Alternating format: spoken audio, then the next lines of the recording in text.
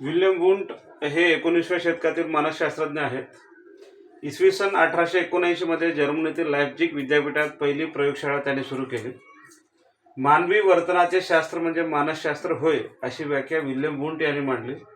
आणि William won't हे एक अमेरिकन मानसशास्त्रज्ञ आहेत. त्याचबरोबर वुडवर त्यांच्या वर्तनाचे सूत्र अतिशय महत्त्वाचं आहे. त्यांनी बी बरोबर आहे SOR. बी म्हणजे बिहेवियर, एस म्हणजे स्टिम्युलस, ओ म्हणजे ऑर्गॅनिझम, आर म्हणजे रिस्पॉन्स.